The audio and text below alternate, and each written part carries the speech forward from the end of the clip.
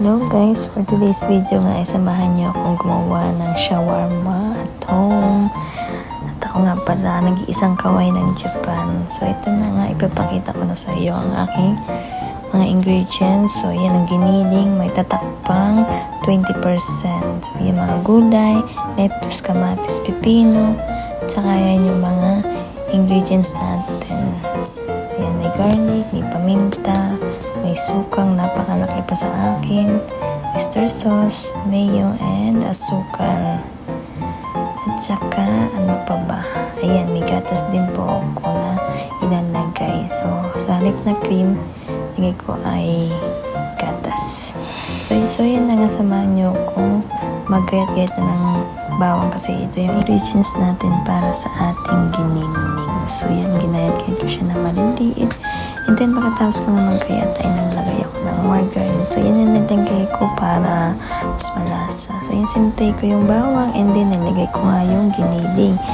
And then, ginisa-gisa ko lang yan hanggang sa maluto siya. Tapos, inilagay ko na yung mga ingredients ko dyan sa toyo, oyster sauce, paminta, and saka, nilagyan ko din yan ng asukal para maglasa yung nag-aagaw yung lasa ng maalat tsaka matamis. So yan, pagkaluto na nga, inilagay ko siya isang lagayan para tapos na ating unang luto. So yan, ang next naman natin gagawin ay magagaya tayo ng gulay kasi yan yung importante doon. Mas masarap may gulay yan.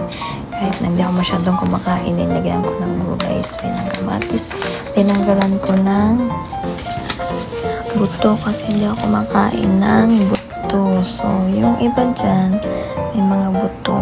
So, yun na nga, hiniwa-hiwa ko lang siya ng pahaba para mas maganda yung presentation natin.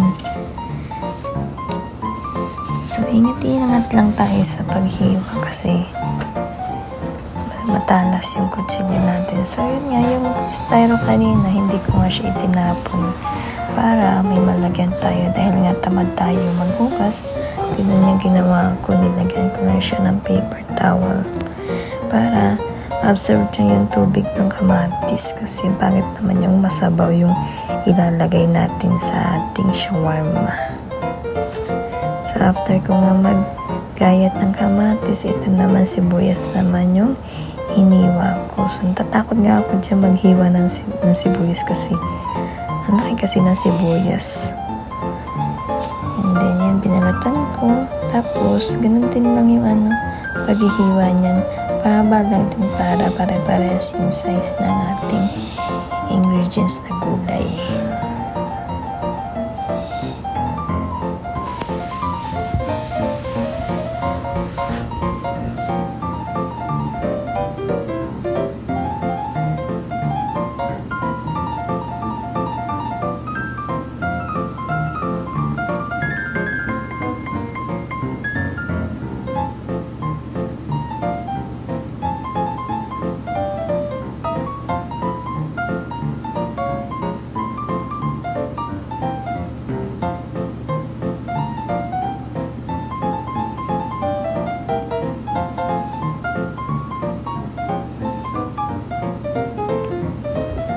So, after nga natin ng sibuyas, ito naman pipino, isinunod ko ng gayatin. So, ganun lang din yung gayat niyan. Hindi ko na siya binalatan kasi malinis naman yan, hinugasan ko naman siya. So, mas masarap naman siya kung may balat siya kasi masustansya daw siya pag may balat. So, yun, ginahit ko lang din siya ng pahaba para pare-paras lang din yung size niya. And then, yan. Hindi ko masyadong ninipisan kasi baka wala na tayong makain. So, yun nga yung isang styro, hindi ko nga itinapon kanina para may malagyan tayo ng pipino.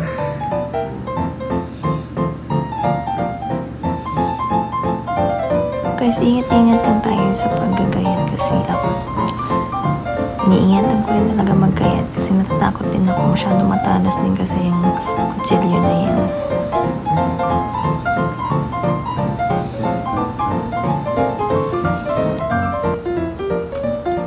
So after nga natin maggayat, ito na nga ginawa ko na yung sauce niya. So yun, dinamihan ko yung sauce, yung mayo, and then So, ang gagawin natin ay garlic sauce.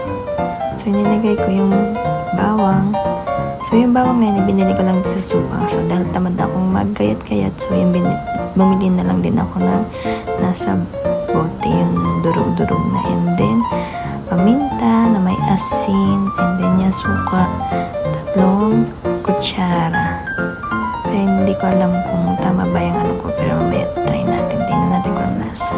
And then yan na nga, nilagyan ko na nga ng gatas siya. After ko nga malagyan ng gatas, ay hinalo-halo ko na para malaman na natin kung tama ba yung mga nilagay kong palasa.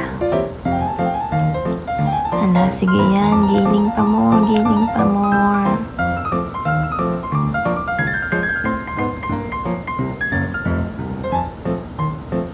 So, after nga ganyan, ang itsura niyan, okay na yan. So, hindi ko alam kung ang lasa niya. Basta, feeling ko lang sa sarili ko masarap yan. So, inilagay ko nga sa isang bote para maganda, mamaya mas maganda ang lagayan. And then, gumawa nga ulit ako ng isa pang sauce. So, ang gagawin natin ay cheese sauce siya. Lagyan ko ng mayo, tapos may powdered cheese pa ako. So, yun yung nilagay ko. Kasi mahirap pagtimpla, hindi ko rin alam kung paano. Pero yung mga napanood ko sa YouTube, ganyan yung ginagawa nila, cheese powder. Damot naman talaga nitong plastic na to, di pa magbuhos ng cheese. So yun, dinamihan ko siya para mas malasa siya.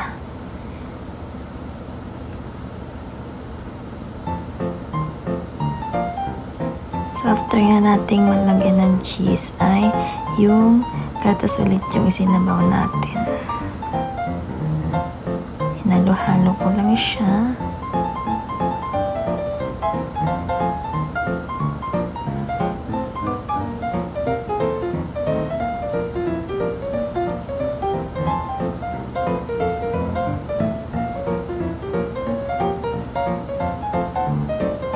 And then feeling ko nga ay maano siya, malapot pa siya pero dapat malabnaw siya, kaya yan, tinikman ko muna. Hindi, nilagyan ko nga siya ng asukal para medyo matamis siya. So, hindi, nagdagan ko nga siya ng cheese kasi nga, feeling ko ba, ano siya, kulang siya, and then gatas. Ayan na nga, malabnaw siya. So, yan, mas okay nga yung malabnaw kasi pangit yung malapot kasi masyadong kukunti lang din. Alam mo, magkakunti lang din yung sauce natin. So, yan, nalo-halo ko na naman. So, after nyan, tapos na nga yan. Nalo-halo ko na lang. So, yan na nga, perfect na ang ating mga sauce. And then, syempre, hindi naman mawala ang ating tortilla. So, yan, binili ko lang din sa supa. So, dati nga wala nga ganyan sa supa kasi sa Costco lang din kami bumibili. And then, nilagyan ko siya ng butter para mas malasa yung tortillas natin, yung pinakatinapay niya. Then, pinainit ko lang siya para mas malasa, and then mainit yung ating tinapay. So, yun, niluto ko lang, ininit ko lang talaga lahat yan. Kasi mapapalaban tayo sa kainan dahil gutom na nga kami, ay niluto ko na lahat. Parang toasted ko siya para mas masarap siya.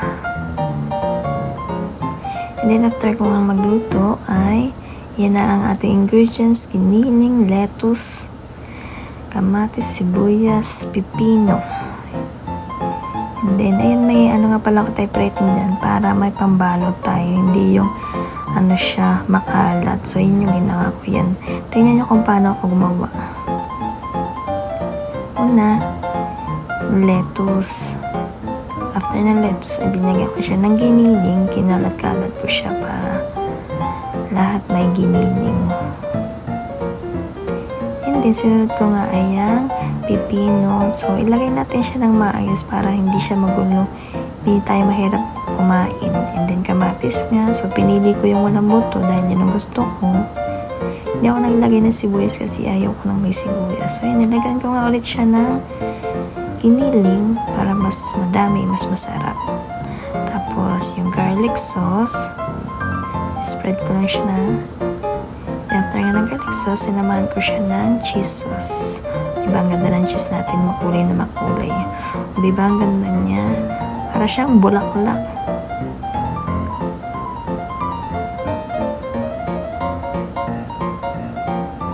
Parang siyang bouquet. Diba? Yan, no? Sarap niyan. Pag ako nagluto, masarap. Walang halong biro. Diba? Wait. Sige, tikman natin. O, diba? Pil na pil pa. Pil na pil pang kumain. Kasi, feel ko masarap. So, yun na nga ang ginawa ko. Sana magustuhan niyo yung video ko. Salamat!